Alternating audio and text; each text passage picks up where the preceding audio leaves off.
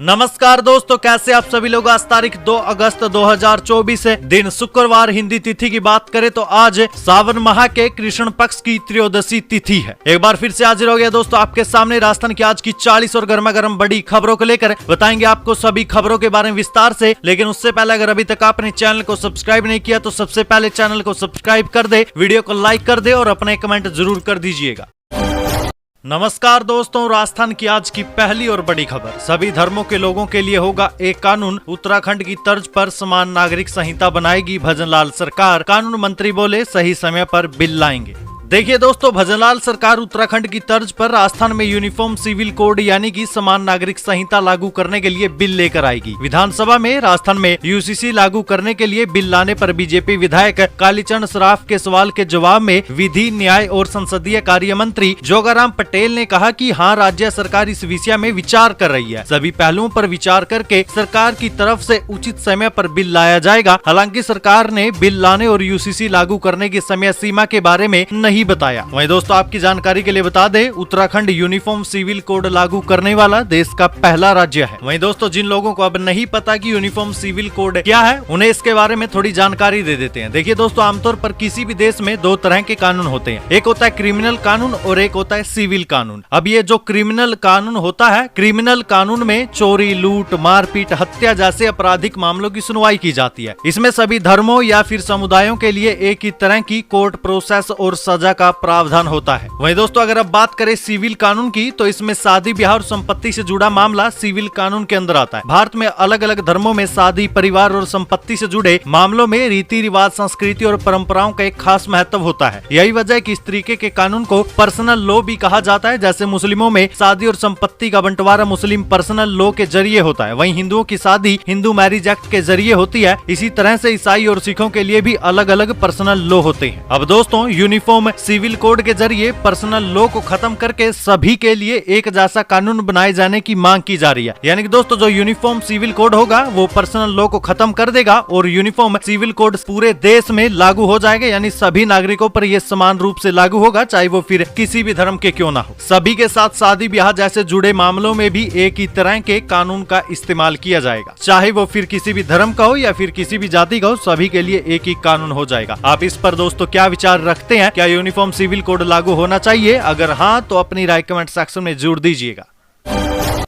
प्रदेश में लाडो योजना आज से शुरू हुई। बेटी के जन्म से स्नातक करने तक 7 चरण में मिलेंगे आपको 1 लाख रुपए। देखिए दोस्तों, प्रदेश में बेटियों को प्रोत्साहित करने के लिए राज्य सरकार ने लाडो प्रोत्साहन योजना के रूप में एक नई योजना की शुरुआत की है। महिला बाल विकास व बाल अधिकारिता विभाग की राज्य मंत्री डॉक्टर मंजू बाघमार ने बताया कि राज्य सरकार की लेखानुदान घोषणा 2024-25 की पालना में ये योजना शुरू की जा रही है। ये योजना 1 अगस्त 2024 को और उसके बाद जन्म लेने वाली बालिकाओं पर लागू होगी। योजना के तहत बालिका के जन्म से लेकर स्नातक परीक्षा उत्तीर्ण करने और 21 वर्ष की उम्र पूरी करने तक 7 चरणों में 1 लाख रुपए की राशि दी जाएगी। दोस्तों इस योजना का लाभ लेने के लिए आपको कुछ प्रमुख बातों का ध्यान रखना होगा, जैसे कि योजना का लाभ लेने के लिए जाति, धर्म, वर्ग, आमदनी की सीमा जैसे कोई बंधन नहीं रखे गए हैं। जी हाँ, योजना का लाभ लेने के लिए किसी भी प्रकार के आवेदन का प्रावधान नहीं रखा गया। संपूर्ण भुगतान 7 किस्तों के रूप में डीबीटी के माध्यम से ऑनलाइन किया जाएगा। इसके बारे में और भी कई गाइडलाइंस है जो आप अपने नजदीकी सीएससी सेंटर जाकर पूछ सकते हैं और वहाँ योजना के लिए आवेदन भी कर सकते हैं।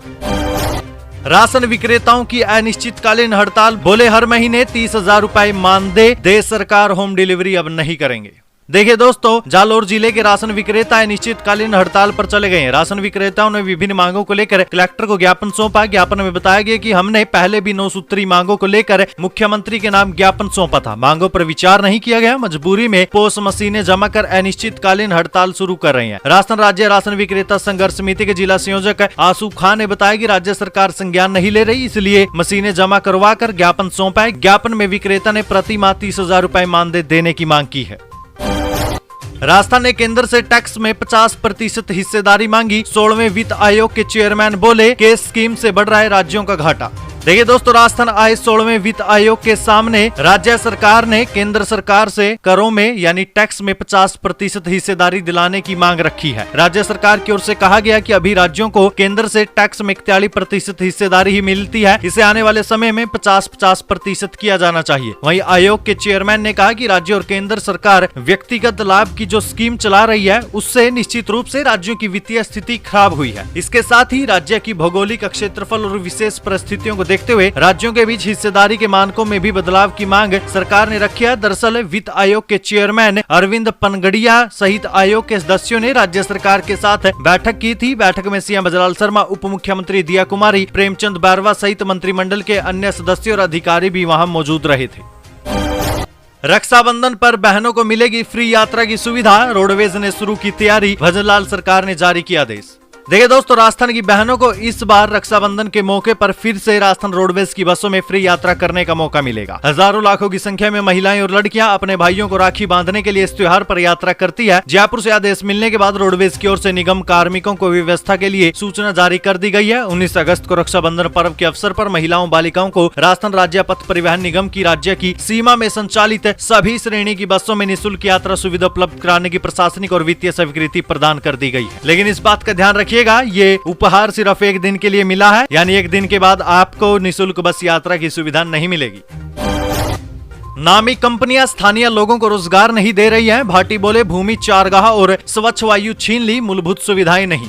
देखिए दोस्तों, राजस्थान विधानसभा के मौजूदा स्तर में श्री विधायक रविंद्र सिंह भाटी ने मल्टीनेशनल कंपनियों द्वारा स्थानीय युवाओं को रोजगार प्रदान करने की मांग उठाई। भाटी ने अपने विधानसभा क्षेत्र की मौजूदा स्थिति पर भी गहरी चिंता व्यक्त की और इसे मुख्यधारा से पिछड़ा हुआ बताया, जहां बुनियादी सुविधाओं का घोर अभाव है। उन्होंने कहा कि जिस विधानसभा क्षेत्र का मैं प्रतिनिधित्व करता हूं, वो मूलभूत सुविधाओं जैसे कि इंफ्रास्ट्रक्चर, रोजगार, बिजली, पानी और शिक्षा के क्षेत्र में काफी पिछड़ा हुआ है। किसी भी क्षेत्र के विकास के लिए इंफ्रास्ट्रक्चर का मजबूत होना अत्यंत आवश्यक होता है। भाटी ने अपने क्षेत्र के निवासियों की कठिनाइयों को उजागर करते हुए कहा कि पाकिस्तान की सीमा पर 55 डिग्री तापमान में भी हमारे लोग अपने अदम साहस और संकल्प के बल पर राष्ट्र प्रथम की भावना को जीवित रखते हैं। आजादी के 77 साल बाद भी सड़कें, पानी, बिजली, शिक्षा, रोजगार, संचार और परिवहन जैसी सरकारी सुविधाओं से वंचित हैं।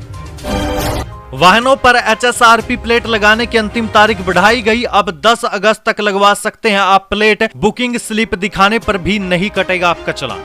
देखिए दोस्तों, ट्रांसपोर्ट और रोड सेफ्टी डिपार्टमेंट की ओर से HSRP यानी कि हाई सिक्योरिटी रजिस्ट्रेशन प्लेट लगवाने की अंतिम तिथि 10 अगस्त तक बढ़ा दी गई है। इसके लिए परिवहन विभाग ने आदेश भी जारी किए। आदेश के अनुसार अब पुराने वाहनों पर HSRP नंबर प्लेट 10 अगस्त तक लगवाई जा सकेंगी। वाहन मालिक 10 अगस्त तक HSRP नंबर प्लेट के लिए रजिस्ट्रेशन करवाने के बाद बुकिंग स्लिप दिखाकर भी चालान से बच सकेंगे। यानी अगर आपके पास बुकिंग स्लिप है तो आप ट्रैफिक पुलिस को वो दिखा सकते हैं, जिससे आपका चालान नहीं होगा। हाल ही में ट्रांसपोर्ट डिपार्टमेंट की ओर से ट्रैफिक डिपार्टमेंट के अफसरों को 5 साल पुराने वाहनों पर हाई सिक्योरिटी रजिस्ट्रेशन प्लेट न होने पर चालान काटने के लिए पत्र लिखा था। 1 अप्रैल 2019 से पहले के पंजीकृत वाहनों पर HSRP नंबर प्लेट लगाने की अंतिम तिथि 31 जुलाई निर्धारित की गई थी, जिसे आमजन की सुविधा के लिए बढ़ाकर 10 अगस्त तक किया गया है। तय तिथि तक हाई सिक्योरिटी रजिस्ट्रेशन प्लेट के लिए विभाग के निर्धारित पोर्टल पर रजिस्ट्रेशन न करवाने वाले वाहन चालकों पर भी भारी जुर्माना करने की तैयारी है। जयपुर के डूबने की वजह पूर्ववर्ती कांग्रेस सरकार है, भाजपा विधायक बाल मुकुंद आचार्य ने गिनाए कारण। देखिए दोस्तों, राजस्थान के वैसे तो कई जिलों में बीती रात से भारी बारिश का दौर जारी है। इससे जनजीवन बुरी तरह से प्रभावित हो गया। सबसे ज्यादा खराब हालत राजधानी जयपुर की हो गई है, जहां बीती रात से हो रही तेज बारिश ने 12 साल का रिकॉर्ड तोड़कर रख दिया है। जयपुर में बारिश के कारण जगह जगह जल जमाव हो गया। शहर के कई हिस्सों में बाढ़ जैसे हालात हो गए। कई जगह सड़कें धंस गई। रेलवे ट्रैक के साथ साथ एयरपोर्ट पर भी पानी जमा हो गया। कई रिहायशी कॉलोनियां तक डूब गई। वहीं विश्वकर्मा थाना क्षेत्र में एक मकान के बेसमेंट में बारिश का पानी घुसने से एक नाबालिग समेत 3 लोगों की डूबने से मौत तक हो गई। बारिश और जलजमाव के कारण शहर की स्थिति से लोग बुरी तरह से परेशान हो गए हैं। वहीं अब दूसरी ओर भाजपा विधायक बाल मुकुंद आचार्य ने जयपुर की नारकीय स्थिति के लिए पूर्ववर्ती कांग्रेस सरकार को जिम्मेदार ठहराया। अपने बयानों को लेकर अक्सर चर्चा में रहने वाले हवामहल विधानसभा क्षेत्र के विधायक बाल मुकुंद आचार्य ने बारिश के बाद उपजे हालात के लिए भी गहलोत सरकार को जिम्मेदार बताया। उन्होंने कहा कि पूर्ववर्ती सरकार के सही तरीके से काम न करने की वजह से ही शहर में जगह जगह पानी भर गया। पिछली सरकार के समय सड़कों के निर्माण, नालियों के निर्माण में जमकर भ्रष्टाचार हुआ है, जिससे ये हालात हो चुके हैं। क्या राजस्थान में आएगी बाढ़? भारी बारिश का अलर्ट, इन जिलों में मूसलाधार बारिश। देखिए दोस्तों, राजस्थान में मानसून की गतिविधियां जारी है। अगले 48 घंटे के दौरान राज्य के उत्तरी और पूर्वी भागों में बारिश का पूर्वानुमान जताया गया। मौसम विभाग के मुताबिक आज भरतपुर और जयपुर संभाग के कुछ हिस्सों में मध्यम से तेज बारिश और कहीं कहीं भारी बारिश होने की संभावना है। वहीं बीकानेर संभाग के कुछ हिस्सों में वज्रपात के साथ ही बारिश भी हो सकती है। पूर्वी राजस्थान में आज और पश्चिमी राजस्थान में 3 अगस्त से यानी कल से मानसून के सक्रिय होने के साथ बारिश की गतिविधियों में बढ़ोतरी होने की संभावना जताई गई है। इस दौरान पूर्वी राजस्थान के कुछ हिस्सों में मध्यम से तेज और कहीं कहीं भारी बारिश की भी संभावना जताई गई है। वहीं दोस्तों, बारिश का ये सिलसिला 6 अगस्त तक जारी रहने वाला है। अगर दोस्तों ऐसा होता है तो यकीनन राजस्थान में बाढ़ जैसे हालात बन सकते हैं, क्योंकि आप देख सकते हैं कई हिस्सों में अभी पानी सड़कों पर नदियों की तरह बह रहा है। राजस्थान में डूबे निचले इलाके, नजर आए बाढ़ जैसे हालात। अस्पताल, थाना, एसडीएम ऑफिस, तहसील में भी भरा पानी, स्कूलों की हुई छुट्टियां। देखिए दोस्तों, राजस्थान में मानसून मेहरबान है। कई जिलों में 2 दिन से लगातार बारिश का भी दौर जारी है। इस दौरान जलाशय और बांध भरने, नदियों में पानी आने और किसानों के खिले चेहरों की खुशनुमा तस्वीरें भी आ रही है। तो भारी बारिश से निचले इलाके डूबने, सड़कें धंसने, बिजली गिरने और पानी से घिरकर फंसने की तस्वीरें भी लोगों को परेशान कर रही है। 2 दिन से रुक रुक कर हो रही बारिश ने सिस्टम की पोल खोल दी है। शहरों में ड्रेनेज सिस्टम को लेकर किए गए दावे फेल हो गए। लबालब सड़कें और ट्रैफिक जाम आम बात हो चुकी है। लोगों को परेशानियों से 2-4 होना पड़ रहा है। बारिश अपने साथ हरियाली और खुशहाली का संदेश तो लेकर आई, तो कुछ आफतें भी पीछे पीछे चली आई है। जयपुर में हुआ दिल्ली जैसा हादसा, बेसमेंट में डूबकर 3 की मौत। पत्नी और माता पिता की जान बचाई, खुद नहीं बच पाया, 15 फीट तक भर गया था पानी। देखिए दोस्तों, जयपुर में बुधवार की रात को दिल्ली जैसा हादसा हो गया। तेज बरसात के बाद बेसमेंट में भरे पानी में डूबने से युवक समेत 3 की मौत हो गई। डूबने से पहले युवक ने माता और पिता की तो जान बचा ली। करीब 6 घंटे तक रेस्क्यू ऑपरेशन के बाद गुरुवार दोपहर को 12 बजे तीनों के शवों को बाहर निकाला गया। घटना विश्वकर्मा इलाके के ध्वजनगर वार्ड नंबर 5 की है। यहाँ सड़क का निर्माण मकान से काफी ऊपर होने के कारण पानी भर गया था। लाइनों में लगे मरीज, 50 ऑपरेशन टालने पड़े। 6 अस्पतालों के रेजिडेंट्स की हड़ताल जारी। आउटडोर में रोजाना 1300 मरीज आ रहे हैं। देखिए दोस्तों, आरएनटी मेडिकल कॉलेज से जुड़े 6 हॉस्पिटल के सभी 631 रेजिडेंट डॉक्टर की हड़ताल बीते दिन भी जारी रही। हॉस्पिटल के वार्डों में भर्ती मरीजों से लेकर आउटडोर में दिखाने आने वाले मरीजों का भी इलाज प्रभावित हुआ। आउटडोर में 2.5 से 3 घंटे तक मरीजों को लाइन में लगकर इंतजार करना पड़ा। आउटडोर में विभिन्न विभागों में रोज करीब 1200 से 1300 मरीज दिखाने आते हैं, जहाँ सीनियर डॉक्टर के साथ 2 से 3 रेजिडेंट डॉक्टर मरीजों को देखते हैं। लेकिन अब एक चैम्बर में 1 सीनियर डॉक्टर के भरोसे मरीज हैं। इधर करीब 50 से ज्यादा प्लान्ड ऑपरेशन टाले जा चुके हैं। समस्या बढ़ते देख चिकित्सा विभाग ने 25 डॉक्टरों को भेजने की बजाय 8 डॉक्टर ही मुहैया करवाए हैं। इंग्लैंड, जापान में रोड शो करेंगे CM Bhajlal Sharma. Investment summit के लिए एनआरआई बिजनेसमैन से मिलेंगे। सौर ऊर्जा के लिए जमीन आवंटन की नई नीति की तैयारी। देखिए दोस्तों, राजस्थान सरकार 9 से लेकर 11 दिसंबर के बीच इन्वेस्टमेंट समिट करवाएगी। 9 दिसंबर को पीएम नरेंद्र मोदी जयपुर आएंगे और समिट का उद्घाटन करेंगे। इसी दौरान पीएम मोदी और सीएम भजलाल शर्मा शीर्ष निवेशकों के साथ मीटिंग भी करेंगे। समिट से पहले अगस्त-सितंबर में सीएम भजलाल शर्मा इंग्लैंड, जिसे कि हम यूनाइटेड किंगडम यानी यूके भी कहते हैं, और जापान की यात्रा करेंगे। वहाँ पर रोड शो, सेमिनार और टॉक शो भी होगा। सीएम शर्मा की यह पहली विदेश यात्रा होगी। सीएम शर्मा वहाँ उद्योगपतियों, अप्रवासी भारतीयों और अप्रवासी राजस्थानियों से भी मुलाकात करेंगे। सीएम भजलाल शर्मा के अलावा deputy CM Diya Kumari, deputy CM doctor Premchand Bairwa और उद्योग मंत्री राज्यवर्धन सिंह राठौड़ भी Taiwan, Singapore, Germany, France, Italy, Korea, Netherlands, America, Canada सहित 8-10 अलग अलग देशों की भी यात्रा करेंगे। जयपुर के होटल बेला कासा में एक ही जगह पर बन रहा वेज और नॉन वेज। एक्सपायरी डेट की सूजी इस्तेमाल कर रहे थे, पनीर भी खराब था। देखिए दोस्तों, जयपुर के होटलों में साफ सफाई और खाने के प्रोडक्ट को लेकर लगातार सवाल उठ रहे हैं। अब शहर के नामचीन होटल बेला कासा में वेज और नॉन वेज यानी मांसाहारी और शाकाहारी खाना एक ही जगह पर तैयार होता मिला। दरअसल खाद्य सुरक्षा अधिकारियों की टीम ने टोंक रोड स्थित बेला कासा होटल में छापा मारा था। इस दौरान यहाँ पर एक्सपायरी डेट का भी सामान मिला। सांसद लुम्बाराम ने उठाई जालोर से रेल विस्तार की मांग। बोले दक्षिण भारत के शहरों से हो कनेक्शन, 7 लाख से ज्यादा प्रवासियों को होगा फायदा। देखिए दोस्तों, जालोर सिरोही सांसद लुम्बाराम चौधरी ने संसद स्तर के दौरान जालोर शहर से रेल सेवाओं का विस्तार करने की मांग उठाई। उन्होंने जालोर को दक्षिण भारत के विभिन्न शहरों से जोड़ने के लिए सीधी रेल सेवा की मांग की। उन्होंने कहा कि जालोर सहित मारवाड़ इलाके के 7 लाख से भी ज्यादा लोग दक्षिण भारत के विभिन्न शहरों में नौकरी और व्यापार करते हैं। सीधी रेल शुरू होने से उन्हें राहत मिलेगी। पाकिस्तान से 7 महीने में आई 200 करोड़ की ड्रग हीरोइन पंजाब पहुंचाने के लिए 1 लाख का ऑफर। अब कैमरे से होगी निगरानी। ये देश का आखिरी हिस्सा है, जमीन रेतीली है, बहुत कम खेती होती है, आसपास के गांव में रहने वाले युवक भी बेरोजगार है। इन्हें ड्रग पैडलर बहका देते हैं, एक बंडल हीरोइन डिलीवरी के 1 लाख रुपए तक देने का ऑफर करते हैं। कम उम्र के युवा उनके जाल में फंस जाते हैं और हीरोइन तस्करी के धंधे में आ जाते हैं। ये कहना है राजस्थान के अनूपगढ़ जिले में भारत पाकिस्तान बॉर्डर पर बसे गाँव 6 MSR के रहने वाले मोनू स्वामी का। मोनू बताते हैं कि उनके क्षेत्र में दर्जनों युवा अपने महंगे शौक पूरा करने के लिए ड्रग तस्करों के चंगुल में फंस जाते हैं। ज्यादातर भोले भाले लड़कों को पता ही नहीं होता कि वो कितना बड़ा क्राइम कर रहे हैं। इस ड्रग से देश में कितनी बर्बादी होगी, उन्हें एक छोटे से टास्क के बदले मिलने वाला लाखों रुपया दिखता है। लोकसभा में उठाया गया Barmer Jaisalmer Bhabar rail line budget आवंटन का मुद्दा। बेनीवाल बोले भारत पाकिस्तान के बीच चलने वाली थार एक्सप्रेस को दोबारा शुरू किया जाए।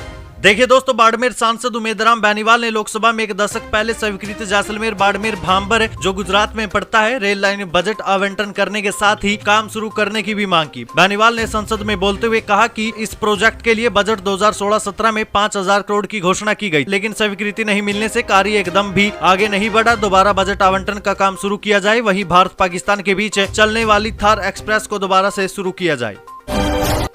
सचिन पायलट से सियासी लड़ाई में क्या एक बार फिर से बाजी मार ले गए अशोक गहलोत। देखिए दोस्तों, बीते सोमवार को भारतीय राष्ट्रीय कांग्रेस के संगठन महासचिव केसी वेणुगोपाल ने राजस्थान कांग्रेस में 2 नियुक्तियां की थी। पार्टी ने जयपुर की आदर्श नगर विधानसभा सीट से दूसरी बार विधायक बने रफीक खान को चीफ व्हिप और गंगापुर सिटी से विधायक रामकेश मीणा को विधानसभा में उपनेता प्रतिपक्ष बनाया। राजस्थान में इस साल के अंत में 5 विधानसभा सीटों पर उपचुनाव होने हैं। इन 5 सीटों में से 3 सीटें दौसा, खींवसर और 84 पर आदिवासी मतदाता बहुमत में है। वहीं इसके अलावा बची हुई 2 अन्य सीटें जो खींवसर और झुंझुनू है, उनमें मुस्लिम मतदाता अच्छी खासी तादाद में है। इसलिए राजनीतिक विशेषज्ञों ने इन नियुक्तियों का विश्लेषण उपचुनाव के मद्देनजर कांग्रेस की नीति के हिसाब से किया, लेकिन इसका दूसरा पहलू भी। तो चलिए दोस्तों, बताते हैं आपको आखिर इसका दूसरा पहलू कौन सा है। देखिए दोस्तों, रफीक खान और रामकेश मीणा दोनों ही अशोक गहलोत गुट के माने जाते हैं। 2020 में जब सचिन पायलट ने कथित तौर पर बगावत की थी, तब गहलोत के पक्ष में खान का किरदार काफी अहम था, जबकि रामकेश मीणा तो कई बार सचिन पायलट के खिलाफ खुलेआम बयान भी दे चुके हैं। आपको याद हो दोस्तों, 2018 में हुए विधानसभा चुनाव में गंगापुर सिटी से रामकेश मीणा का टिकट काट दिया गया था। तब उन्होंने इसकी वजह सचिन पायलट को बताया था। मीणा ने निर्दलीय ताल ठोकी और जीत भी गई। उस वक्त पायलट और गहलोत के बीच मुख्यमंत्री बनने की भी रेस चल रही थी। चुनावी नतीजे भी पूरे नहीं आए थे कि रामकेश मीणा ने सबसे पहले मीडिया के सामने ये कहा कि हमारे नेता तो अशोक गहलोत ही है, वो ही मुख्यमंत्री बनेंगे। वहीं दोस्तों, इसके अलावा 4 प्रमुख और नियुक्तियां थी जिस पर गहलोत गुट की ही छाप है। जैसे गोविंद सिंह डोटासरा, वो तो पहले से ही प्रदेश अध्यक्ष है। उसके अलावा हार के बाद भी टीकाराम जूली को नेता प्रतिपक्ष बनाया गया। अब ये 2 नियुक्तियां, इन सभी नियुक्तियों से ये कहना मुश्किल नहीं है कि अभी राजस्थान में अशोक गहलोत की ही चल रही है। फिलहाल गहलोत स्लिप डिस्क की वजह से बेशक बिस्तर पर हो, उनका इलाज चल रहा है, जबकि सचिन पायलट घूम घूम कर अभी भी कार्यकर्ताओं से मुलाकात कर रहे हैं, लेकिन चल तो अशोक गहलोत की ही रही है।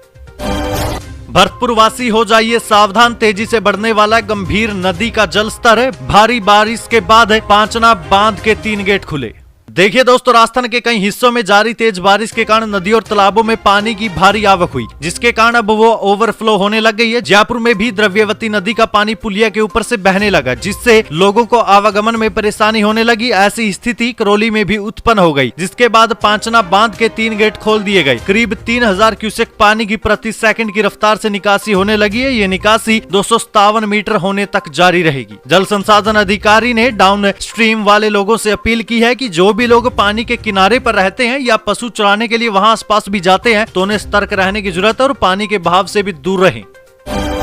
राजस्थान में कैंसर मरीजों की संख्या तेजी से बढ़ी, चिंताजनक बात है। देश में है 8वां नंबर। देखिए दोस्तों, देश में कैंसर मरीजों की संख्या में राजस्थान टॉप 10 में आ चुका है। जी हां दोस्तों, ये बड़ी चिंताजनक बात है। नए आंकड़ों के अनुसार राजस्थान का देश में 8वां नंबर है। राजस्थान सहित देश भर में कैंसर मरीजों की संख्या चिंताजनक गति से बढ़ रही है। वर्ष 2019 से अब तक मरीजों की संख्या तेजी से बढ़ी है। राजस्थान में तो इस दौरान मरीजों का आंकड़ा 69,000 से बढ़कर 76,665 तक पहुँच चुका है।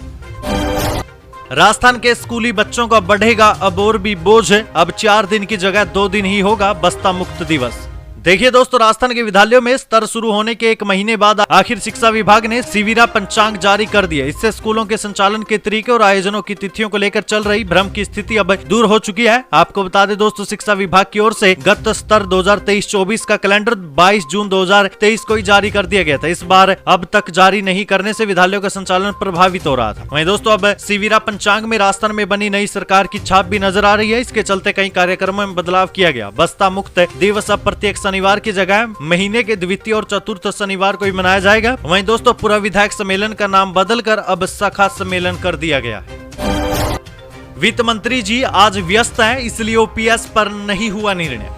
देखिए दोस्तों, राजस्थान के सरकारी कर्मचारियों के ओल्ड पेंशन स्कीम को लेकर गुरुवार को विधानसभा में कोई निर्णय नहीं हो पाया था। दरअसल विधानसभा में जब वित्त विभाग से जुड़े सवाल का नंबर आया तो विधानसभा अध्यक्ष ने कहा कि वित्त मंत्री जी आज अति व्यस्त है, इसलिए ये सवाल स्थगित किया जाता है। विधानसभा में बीते दिन ये सवाल पूछा गया था कि क्या ये सही है कि पूर्ववर्ती सरकार द्वारा प्रदेश में वर्ष 2004 के पश्चात नियुक्त राज्य कर्मियों को ओल्ड पेंशन स्कीम का लाभ दिया गया है। योजना में कितने कार्मिक लाभान्वित हुए? क्या सरकार राज्य कर्मचारियों को नवीन पेंशन योजना के तहत कटौती की अंशदान की राशि केंद्र सरकार से प्राप्त कर कार्मिकों के जीपीएफ खातों में जमा करवाने का विचार रखती है? क्या सरकार पुरानी पेंशन योजना को यथावत रखने का विचार रखती है? लेकिन दोस्तों, इन सवालों का अभी तक कोई जवाब नहीं मिला है, क्योंकि वित्त मंत्री जी अति व्यस्त हैं।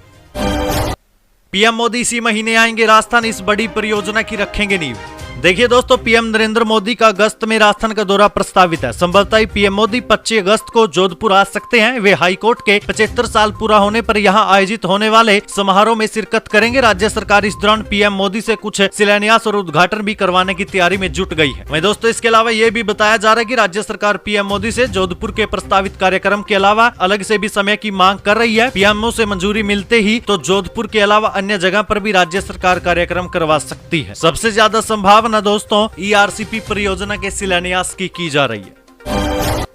एक बड़ी खुशखबरी, अब राजस्थान में मिलेगा सस्ता सिलेंडर। सरकार ने बुजुर्गों की भी बढ़ाई पेंशन, युवाओं को मिलेगी सौगात। देखिए दोस्तों, राजस्थान में सभी राशन कार्ड धारकों को 450 रुपए में रसोई गैस सिलेंडर दिया जाएगा। विधानसभा में वित्त और विनियोग विधेयक पारित करने के मौके पर मुख्यमंत्री भजनलाल शर्मा ने इसकी जानकारी दी थी। उन्होंने कहा कि प्रदेश में सरकारी सेवाओं के लिए होने वाले कॉमन एंट्रेंस टेस्ट में अब सामान्य श्रेणी के अभ्यर्थियों के लिए 40% और अनुसूचित जाति और जनजाति के अभ्यर्थियों के लिए 35% अंक की अनिवार्यता की गई है। पहले ये सीमा 50% अंक की थी। उद्योग लगाने के लिए युवाओं को 2 करोड़ रुपए तक का कर्ज रियायती दर पर भी दिया जाएगा।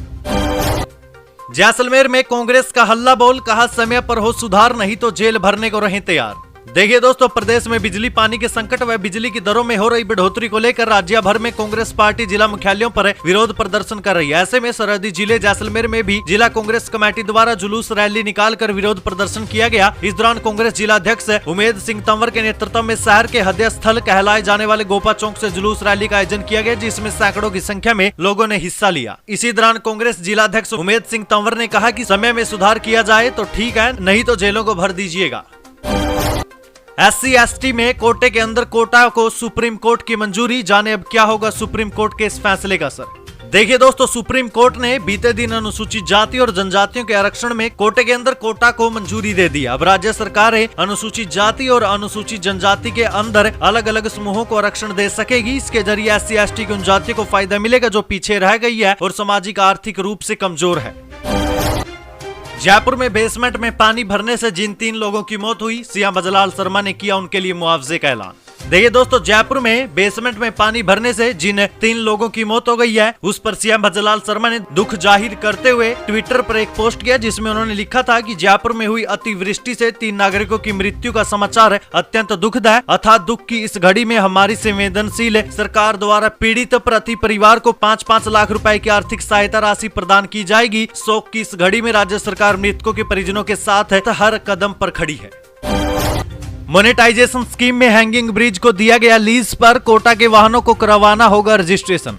देखिए दोस्तों, केंद्र सरकार ने मोनेटाइजेशन स्कीम के तहत एयरपोर्ट, हाईवे और कई सरकारी बिल्डिंग को लीज पर दे दिया है। सरकार इससे एडवांस फंड प्राप्त कर रही है और उन्हें अन्य विकास कार्यों में खर्च किया जा रहा है। इसी तर्ज पर national highway authority of India ने हाड़ौती में सबसे ज्यादा टोल रेवेन्यू जनरेट करने वाले हैंगिंग ब्रिज टोल नाके को मोनेटाइजेशन स्कीम में लीज पर दे दिया। इससे national highway authority of India को 500 करोड़ रुपए एक मुश्त एडवांस मिल गए, जिनका उपयोग NHAI अन्य स्कीम और प्रोजेक्ट में करेगा। ब्रिज को लीज पर लेने वाली कंपनी ने NHAI कोटा से टोल प्लाजा का काम भी संभाल लिया है।